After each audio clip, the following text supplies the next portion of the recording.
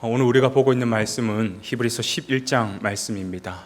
히브리서 11장 말씀은 믿음의 장이라고 하는 별명을 갖고 있죠. 도대체 믿음이라는 것은 무엇일까라고 하는 그 질문 앞에서 아주 소상하게 우리에게 알려주고 있습니다.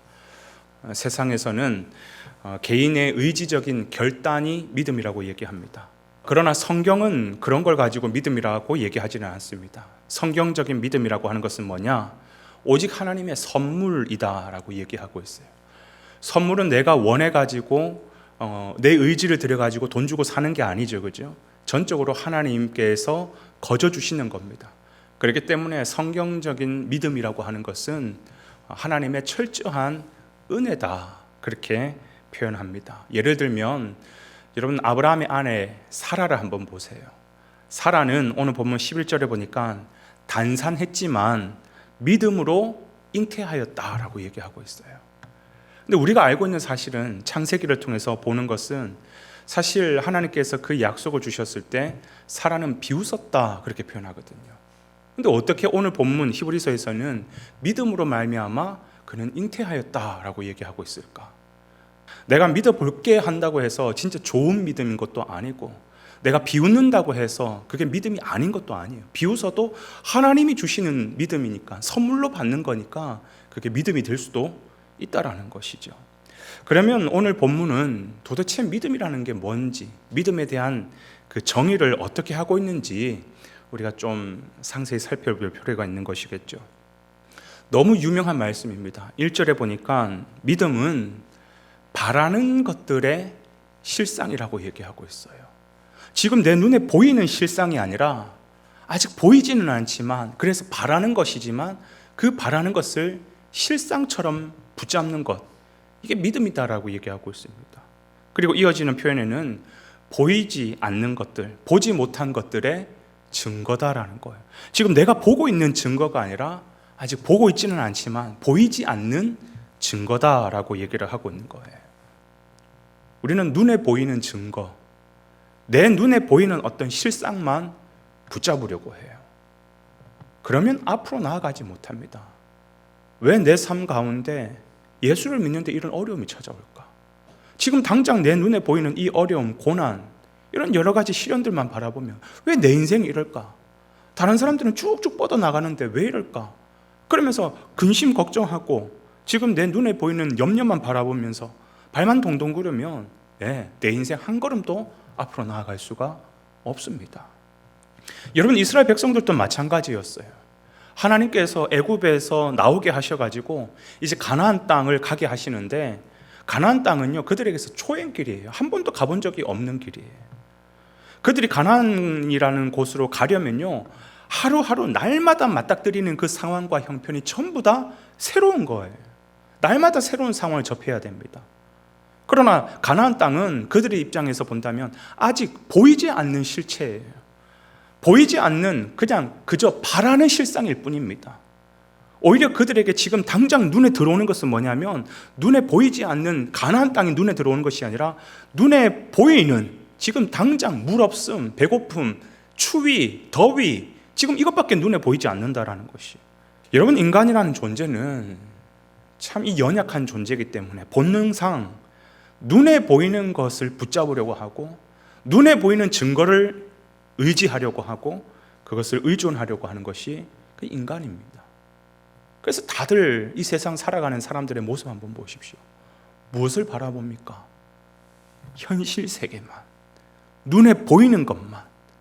당장 돈이 있냐 없냐, 당장 내 몸이 건강하냐 건강하지 못하냐, 당장 내 손에 지금 그게 있냐 없냐, 있으면 조금 마음이 편하고 없으면 막 불안하고, 전부 다 이 땅의 현실 세계만 바라보고 살아가고 있다는 것이죠. 이게 사람은 자꾸 눈에 보이는 것만 집착하려고 해요. 오늘 본문에도 나오죠. 여리고를 무너뜨릴 때 하나님의 말씀이 뭡니까? 돌아라라는 거예요. 아니, 눈에 보이는 무기를 줘야지, 눈에 보이는 군대를 딱 뭔가 이렇게 하나님께서 도와주셔야지, 그게 아니라 빙빙 돌아라? 말이 안 되는 거잖아요. 처음에 순종해서 한 바퀴 돌았겠죠. 두 바퀴 돌았겠죠. 그들은 끝까지 뭘 찾으려고 했을까요? 우리가 한 두 바퀴 정도 돌았는데 한 실급이라도 가야 되지 않나? 계속 벽을 쳐다봤을 거예요.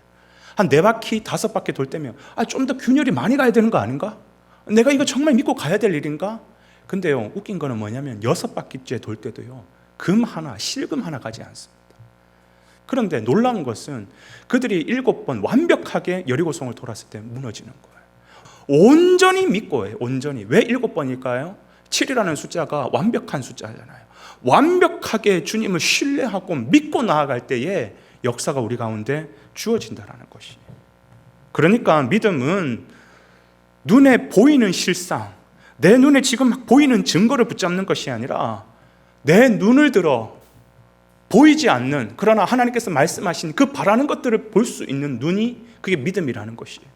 지금 내 귀에는 아무것도 안 들리지만 그러나 하나님의 말씀만 듣고 내가 그걸 따라가는 것이 그 믿음이라고 성경은 얘기하고 있는 것이에요. 근데 여기서 참 중요한 것이 있죠. 그게 뭐냐면 우리 가운데 일러주시고 말씀하시고 우리의 길을 인도하시는 그 하나님은 우리와 영원토록 함께 하신다는 사실이에요. 하나님은 지금도, 우리는 밤에 잠을 잘 때도 하나님은 주무시지도 아니하시고 늘 우리 곁에 서서 우리와 함께 하시고 우리와 동행하시는 하나님. 그리고 창세기부터 계시록까지 보니까 그 하나님의 말씀이 전부 다 성취가 되는 거예요. 단 하나 남겨놓고. 뭐요? 주님 다시 오시겠다라고 하는 그 재림의 약속 하나 남겨놓고 99.9%가 다 성취가 됐어요. 그러니까 여러분, 히브리서를 기록할 이 성도들 입장에서는 당장 눈에 보이는 현실은 고통이었습니다. 오늘 본문에 보니까 어떤 이들은 조롱과 채찍뿐만 아니라 결박과 옥에 갇히는 시련도 받았으며 돌로 치임과 또한 톱으로 켜이면서 순교를 당하는 그런 어려움과 순교와 그런 고통이 있었지만 절대로 지금 당장 눈에 보이는 어떤 그런 시련과 고통을 바라보는 것이 아니라 너의 눈을 들어서 하나님께서 말씀하시는 것을 기억해라. 하나님께서 인도하시는 그 길을 따라가라. 어떤 상황 가운데서도 믿음 흔들리지 말고 믿음 지켜라. 우리의 믿음의 선배들이 창세기부터 지금 히브리서를 기록하고 있는 이 말씀까지, 그래서 아벨의 이름부터 해가지고 계속해서 나오잖아요. 계속해서. 심지어 아브라함은 갈 바를 알지 못하고, 초행길이니까 당연히 갈 바를 알지 못하겠죠. 그럼에도 불구하고 하나님께서 말씀하신 것을 믿고 보이는 실상이 아니라 보이지 않는 그 실상, 보이지 않는 그 증거를 가지고 끝까지 주님의 말씀을 따라갔던 아브라함. 여러분, 성경은 그렇기 때문에 창세기부터 지금까지 다 이루어졌어요. 다 이루어졌어요.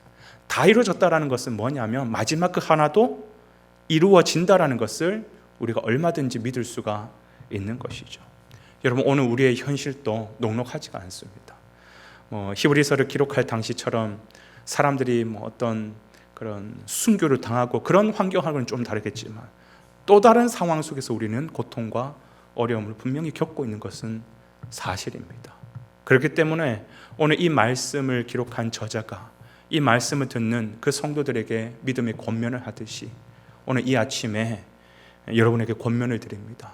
어떤 상황과 어떤 눈에 보이는 형편이 있다 할지라도 그것을 뛰어넘어 내 주 하나님께서 말씀하시는 그 음성을 듣고 바라는 그 실상, 보이지 않는 증거를 할지라도 주님 말씀하시면 내가 그 말씀을 신뢰하고 따라가겠습니다. 그 믿음으로 온전히 믿음 안에서 살아내시는 귀한 저와 여러분의 하루가 되시기를 주님의 이름으로 축원을 드립니다.